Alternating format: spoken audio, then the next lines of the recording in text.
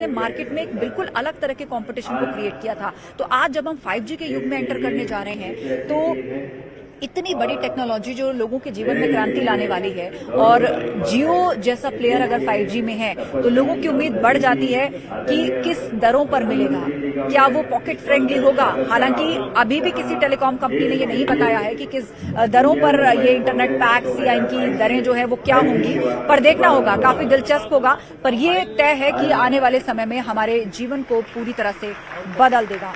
और इस वक्त मंच से संबोधित कर रहे हैं देवू सिंह चौहान जी, मिनिस्टर ऑफ स्टेट हैं कम्युनिकेशंस, और वो बता रहे हैं कि किस तरह सरकार ने टेक्नोलॉजी के क्षेत्र में जो है वो विस्तार से इस वक्त बता रहे हैं कि क्या सरकार ने टेक्नोलॉजी के क्षेत्र में अभी तक कदम उठाए हैं। बिजनेस की दुनिया हो, ease of doing business, single window system, इसके लिए एक अनुकूल माहौल तैयार किया गया है। मेक इन इंडिया, मतलब वो योजनाएं और वो कार्यक्रम जो भारत को न सिर्फ आत्मनिर्भर सशक्त बनाएंगे बल्कि समय के साथ आगे तेजी से बढ़ाएंगे और कंपटीशन में उस जगह ला करके खड़ा करेंगे जहां पर विकसित देशों की गिनती होती है। 5G इंटरनेट सेवा इससे पहले अमेरिका में आ चुकी है, जर्मनी, फ्रांस, चाइना ये इसको पहले से इस्तेमाल कर रहे हैं, लेकिन हम आज पहुंचे हैं। तो अब किन किन क्षेत्रों में हम इसका इस्तेमाल करेंगे, कितनी तेजी से इसका विस्तार होगा, ताकि हम बहुत जल्द उस कतार में खुद को देख पाए, गिन पाए। आज इसी की जानकारी जो है वो मंच से दी जाएगी। बाकायदा एक डेमो भी दिया जाएगा, बिल्कुल वो आम लोगों के लिए होगा डेमो, ताकि वो आसानी से समझ सकें कि अब उनके बच्चों के स्कूल किस तरह बदल जाएंगे, उनके बच्चों की शिक्षा का तरीका किस तरह बदल जाएगा, हमको और आसान हो जाएगा, उन्हें ज्यादा डेप्थ पढ़ाई या कंसल्टेशन मिल पाएगी पूरी दुनिया में कहीं से। यही हेल्थ सेक्टर में भी होने जा रहा है। आप अपनी पसंद का अस्पताल, स्पेशलिस्ट, डॉक्टर या सर्जन सेलेक्ट कीजिए जिससे आपको कंसल्टिंग चाहिए। आप दुनिया में किसी जगह हो, रिमोट एरिया में हो, आप रूरल एरिया में हो, आप बुंदेलखंड के किसी छोटे से गांव में हो, आप नोएडा में बैठे हो या आप आजमगढ़, वाराणसी में बैठे हो और आपको विदेश के किसी डॉक्टर से कंसल्टेंसी चाहिए, तो वो किस कदर आसान होगा। और देखिए मंच से एक बार फिर से आपको तस्वीरें दिखा देते हैं जहां औपचारिक कार्यक्रम की शुरुआत हो चुकी है। सेवा में ये 5G सेवा बहुत बहुत महत्वपूर्ण भूमिका निभाएगा। और पुनः मैं आदरणीय प्रधानमंत्री जी का स्वागत करता हूं, आप सभी जनों का स्वागत करता हूं। बहुत बहुत धन्यवाद। बहुत बहुत धन्यवाद माननीय मंत्री जी आपके स्वागत संदेश के लिए। और now inviting the honourable minister for communications, railways, electronics and information technology Shri Ashwini Vaishnaw ji for his address.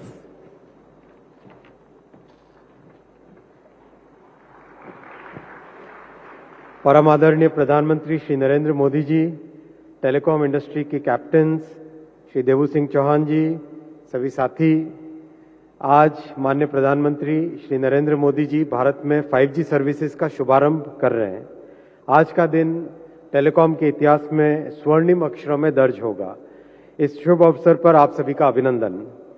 Telecom digital India का गेटवे है, फाउंडेशन है, डिजिटल सर्विसेज को जन जन तक पहुंचाने का माध्यम है। आधुनिक जीवन में हम जो भी डिजिटल सर्विसेज देख रहे हैं, जो उपयोग कर रहे हैं, वो सब उसके मूल में टेलीकॉम है। इसीलिए देश की सामाजिक और आर्थिक उन्नति के लिए एक सुदृढ़ टेलीकॉम सेक्टर की आवश्यकता है। माननीय प्रधानमंत्री जी ने टेलीकॉम सेक्टर को स्ट्रैटेजिक सेक्टर का दर्जा दिया है। इस सेक्टर के सभी डायमेंशंस पर प्रधानमंत्री जी ने हम सबको मार्गदर्शन दिया।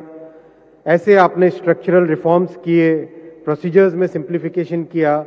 जो एक एवरेज परमिट 300 से ज्यादा दिन लगता था, वो आज 7 दिन से कम में एवरेज एक परमिशन मिल जाती है। सारे अप्रूवल्स आसान किए और सबसे बड़ी बात, टेक्नोलॉजी के डेवलपमेंट पर फोकस किया। वर्षों तक लिटिगेशन में फंसे इस सेक्टर को माननीय प्रधानमंत्री जी ने आज एक रेगुलेटरी सर्टेनिटी दी है, एक ट्रांसपेरेंट व्यवस्था बनाई है। इन सभी प्रयासों का परिणाम है कि आज टेलीकॉम सेक्टर एक सनराइज इंडस्ट्री बन के उभर रहा है। देश में 5G सर्विसेज कई सेक्टर्स में फंडामेंटल चेंज आएगा। Education, health, agriculture, logistics, banking, ये ऐसे सेक्टर हैं जिसमें एक मूलभूत परिवर्तन आएगा, नई नई संभावनाएं उत्पन्न होगी। डिजिटल कैपेबिलिटीज को सेंटर में रख के उसके चारों तरफ नई सर्विसेज क्रिएट होंगी, कम्युनिकेशंस का स्वरूप बदल जाएगा। और सबसे बड़ी बात है, माननीय प्रधानमंत्री जी हमेशा अंत्योदय की भावना से सभी काम करते हैं। इस तेजी से बदलने वाली टेक्नोलॉजी की दुनिया में भी प्रधानमंत्री जी ने हमेशा साधारण मानवी तक सारी सुविधाएं कैसे पहुंचे, समाज के अंतिम छोर पे बैठे व्यक्ति तक सारी सुविधाएं कैसे पहुंचे, ऐसा हमेशा हमको मार्गदर्शन दिया। आपने लास्ट माइल तक पहुंचाने के लिए 35,000 करोड़ रुपीस सैंक्शन किए हैं, जिससे कि हर गांव तक अच्छी सर्विसेज पहुंच सके। मैं आपके लिए बहुत बहुत अभिनंदन करता हूं माननीय प्रधानमंत्री जी। ऐसी सोच से ही देश का एक सुदृढ़ निर्माण होता है। हर घर तक फाइबर पहुंचे, इसके लिए आपने एक इनोवेटिव मॉडल तैयार किया है। आगामी महीनों में आपके इस सोच से दूर दराज के गांवों तक एक बहुत अच्छा एक परिणाम मिलेगा, बहुत अच्छी कनेक्टिविटी मिलेगी। आपने बीएसएनएल को एक मार्केट स्टेबलाइजिंग फोर्स का दर्जा देके 1,64,000 करोड़ का पैकेज दिया, जो कि ऐतिहासिक है और जो कि देश के ऐसे क्षेत्र जिसमें आज भी बीएसएनएल के ऊपर बहुत भरोसा है, उन सब के लिए बहुत इंपॉर्टेंट आपका ये पैकेज है। इन सभी प्रोग्राम के साथ आपने जो विशेष महत्व दिया माननीय प्रधानमंत्री जी, वो है भारत में निर्मित टेलीकॉम टेक्नोलॉजी। ये एक बहुत बड़ा फंडामेंटल चेंज आप लेके आए।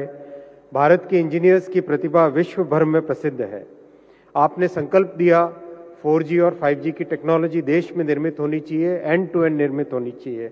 बहुत मुश्किल टारगेट था, बहुत सारी बाधाएं थी, लेकिन आपके इस विजन को देश ने स्वीकार कर, और ऐसे जब प्रखर नेतृत्व जब एक विजन रखते हैं सामने, तो सारी बाधाएं पार कर कर देश सफल होता है। आज हिंदुस्तान के लिए गर्व की बात है, माननीय प्रधानमंत्री जी के इस संकल्प से देश ने अपनी 5G टेक्नोलॉजी तैयार की है। आज दुनिया भर में भारत में विकसित 5G टेक्नोलॉजी की चर्चा है, और बहुत अच्छी संभावना है कि आगामी वर्षों में भारत एक टेलीकॉम टेक्नोलॉजी के लीडर के रूप में इमर्ज होगा। मैं फिर एक बार भारत के टेलीकॉम और डिजिटल इकोनॉमी में वर्ल्ड लीडर बनाने वाले यशस्वी प्रधानमंत्री श्री नरेंद्र मोदी जी का हार्दिक स्वागत करता हूं, अभिनंदन करता हूं। धन्यवाद।